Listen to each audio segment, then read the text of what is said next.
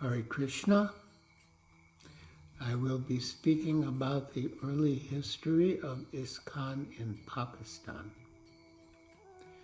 To begin, I will give a little background about how the idea of going to Pakistan first came up. Srila Prabhupada had a disciple from Iran, whom he initiated as Atreya Rishi Das. Atreya Rishi was brilliant, and Prabhupada encouraged him to return to Iran and begin Krishna consciousness there. In 1977, Atreya Rishi stopped in Karachi on his way to India and spent a few days there. And from Karachi, he went to Bombay, where he met Srila Prabhupada in Juhu. He said that there were still many Hindus in Pakistan, and thought that our first step should be to establish ourselves with them and get their support. Then they, or we with their help, could approach the Muslims. Srila Prabhupada said that the plan was very intelligent.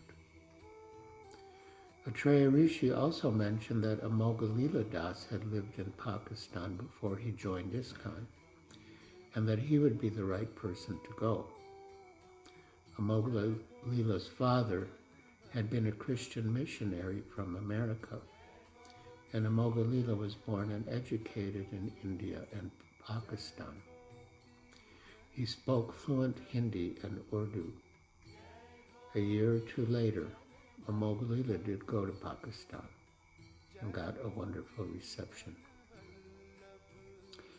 The background of the Hindu community in Karachi is somewhat complex, because before the partition in 1947, relations between the Sindhi Muslims and Sindhi Hindus was very congenial.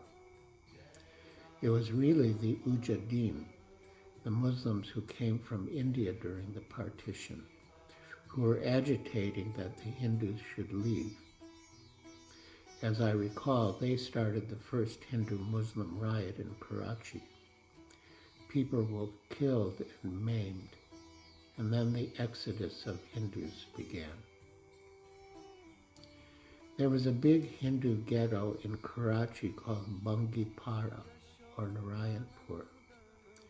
It was part of a general area called Ranchor Line, and that was where we found our best reception.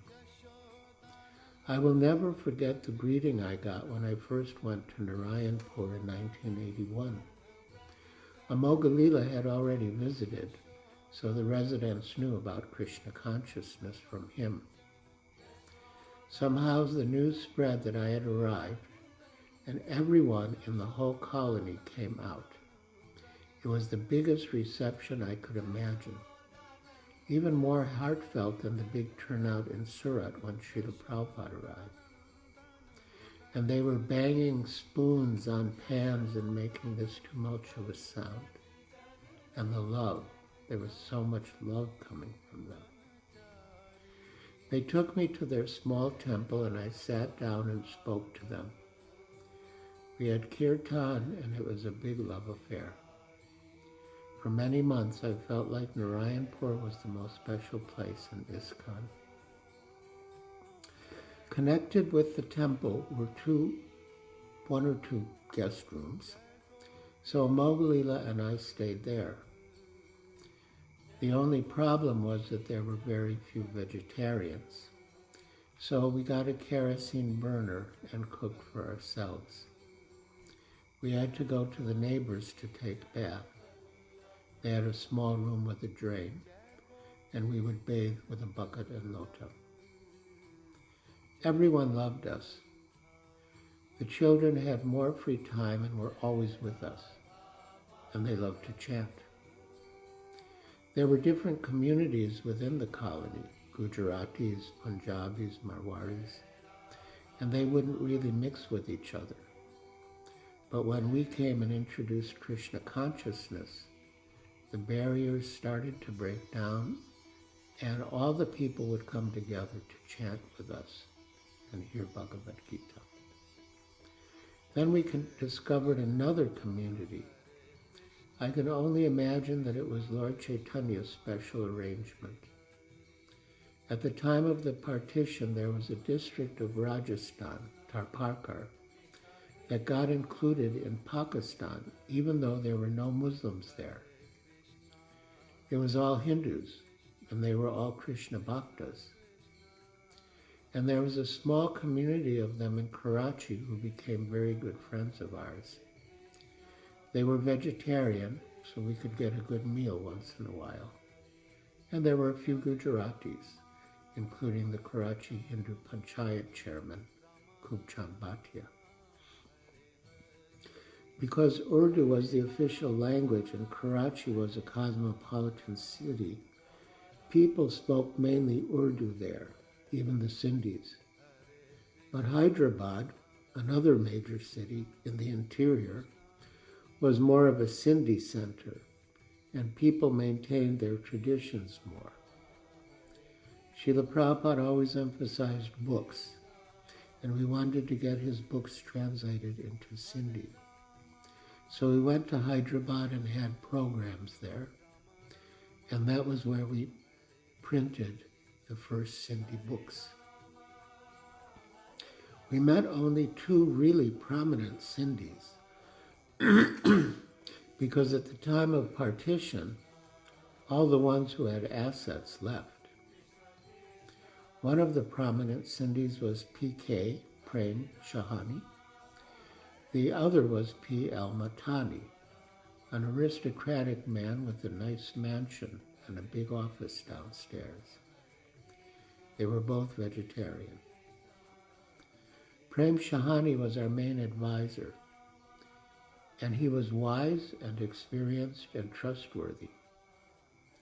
He said that even though Karachi and Cairo were the most liberal places in the Muslim world, still Orthodox Muslims considered sects like the Ahmadiyas to be deviants and sometimes physically attacked them. Shahani said, "So what do you think their attitude would be towards non-Muslims? You should appear as inconspicuous as possible." We took Shahani's advice and tried to blend in with the local Hindus. There were Muslim intellectuals who were interested in us, but if their association with us became known, they would get in trouble. We had another Sindhi friend, a businessman, Haresh Gangwani, and he had a liberal Muslim friend, Zia, who was one of the leading lawyers in Karachi. Zia was an intelligent liberal man, and we would visit him regularly. But he started getting calls from people high up in the government about his spending too much time with us. He was very regretful, but he said, "You will have to cut down on your visits and be more discreet." But I knew the Muslim intellectuals were interested because of the way our books sold in the bookstores. We were not even sure if bookstores would accept the books because of the Islamic State, but most of them did. We had whole sets of Srimad Bhagavatam and Sri Chaitanya Charitamrita in English, and they sold. Most of the Hindus probably would have gotten the books from us, so we knew the customers buying the books were probably from the Muslim community. But it all had to be kept secret. Shahani also told us, "Your main fear is not the government, it's the mullahs. The government may support you and may even want to protect you, but if the mullahs are against you, there's nothing even the government can do." We began our activities during the presidency of Muhammad Zia al-Haq, who had come to power in a military coup and established an Islamic state with Sharia law. But those were actually the golden days of ISKCON in Pakistan. He knew about us and tolerated us, maybe because we were Americans. I would fly from Bombay to Karachi and smuggle books with me, and would always hope and pray that I could get through customs without incident. One time the officers detained me, but one of them said something about President Zia. He knows about them and they're all right, and they just let me go. One highlight was when Kubchan Bhatia invited President Zia to a dinner in his honor at one of the big hotels sponsored by the Karachi Hindu Panchayat. The menu was going to be vegetarian. President Zia agreed to come, but the chief mullah of Karachi objected because if the president went, everyone would have to go, including him. And he was demanding that they serve meat. But Kubchan Bhatia said no. So the mullahs threatened the president, if you go and they don't serve meat, we're not going. But the president went. He was strong. Although the feast was vegetarian, it was hotel food. And Kubchan Bhatia was strict. He would not eat hotel food. So his wife had cooked at home and brought a tiffin. President Zia, sitting next to him, was enjoying the dinner. But when he noticed that Bhatia was eating something different, he asked, "What are you eating?" Bhatia replied, "My wife cooked this."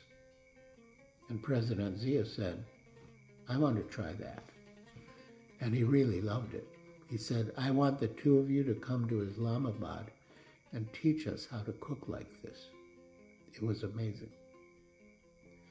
Someone chanted some Sanskrit invocations, and Kubchan Bhatia presented Zia al-Haq a Bhagavad Gita. The press was there, and a prominent weekly magazine snapped a picture of Bhatia giving the Gita to Zia, and it ran a whole item in the magazine. That was unprecedented. Zia died in an air crash in 1988, and after Zia's death, Benazir Bhutto became the prime minister. She was liberal, and her rule should have been better for the Hindus, but actually it was worse, because there was a breakdown in law and order, and fanatic Muslims were free to do whatever they wanted. Shahani said that she was struggling just to protect herself, so how could she protect anyone else? A few of our friends were assassinated, and many of our best supporters fled to India. One of our good friends from the Tarparkar district who settled in Karachi was Professor Mohanlal Chaudhry. We would go to his home, and a Mogalila would read the Sindhi translation, and then Professor Chaudhry would say in English what he thought a Mogalila had read. And that way a Mogalila would see if the Sindhi was really conveying what Srila Prabhupada meant. It was Krishna. Everything that happened there in Pakistan, all the high people we met, it was Krishna. There was a famous ghazal singer, the most famous in Pakistan, Ghulam Farid, who is based in Lahore but would come to Karachi and perform.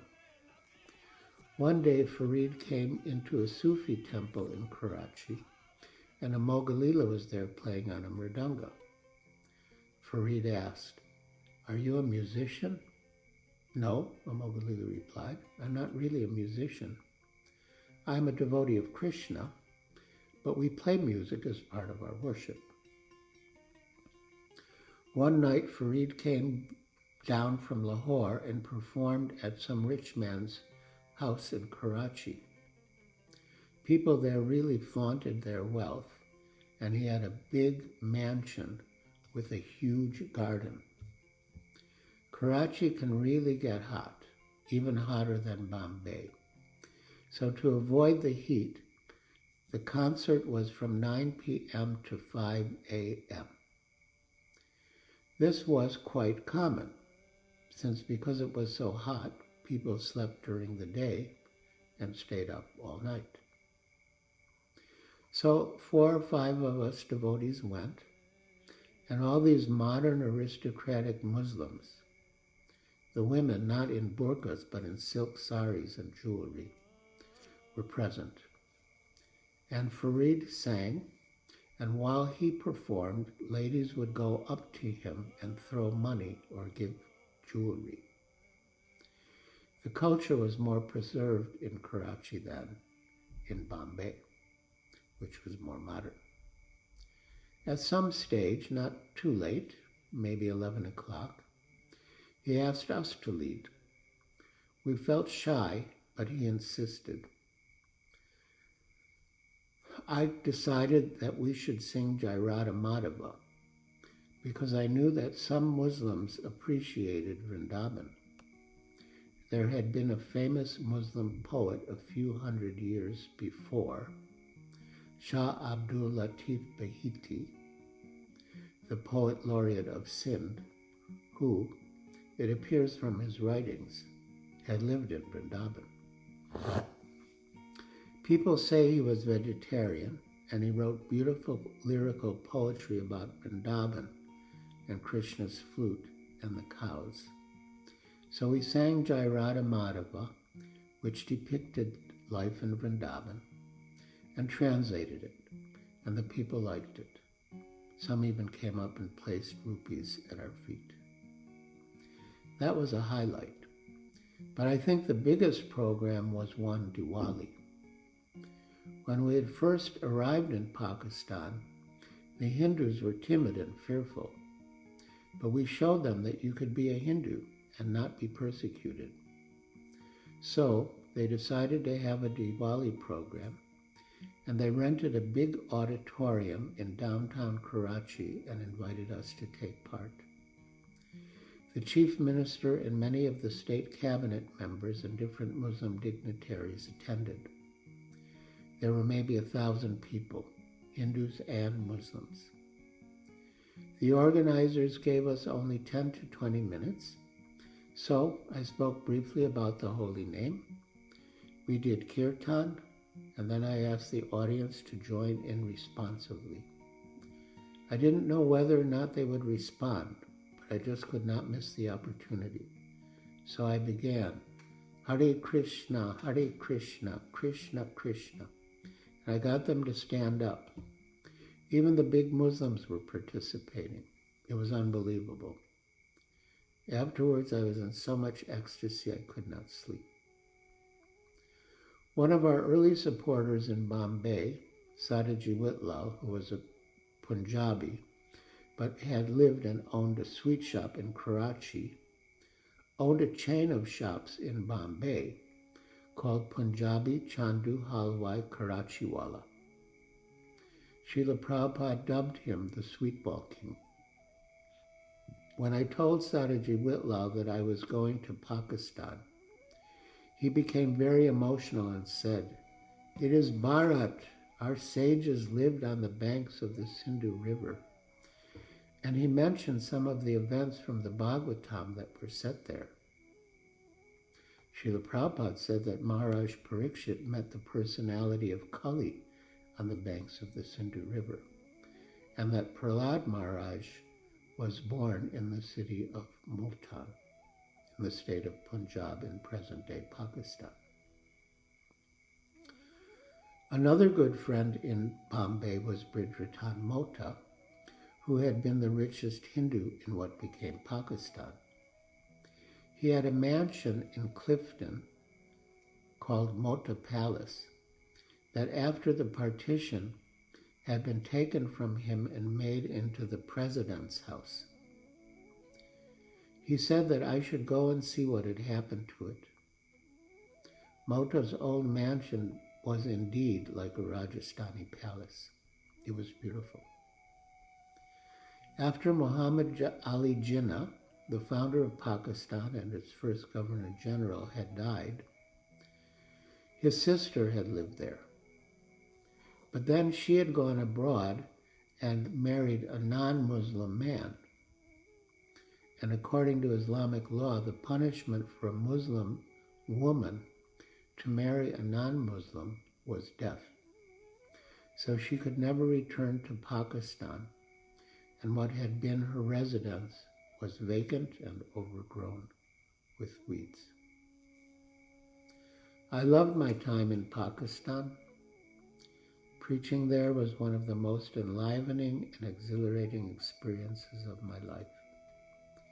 And Srila Prabhupada had said, anyone who preaches in the Muslim countries, I take the dust of his feet on my head. All glories to Srila Prabhupada. All glories to the preaching in Pakistan.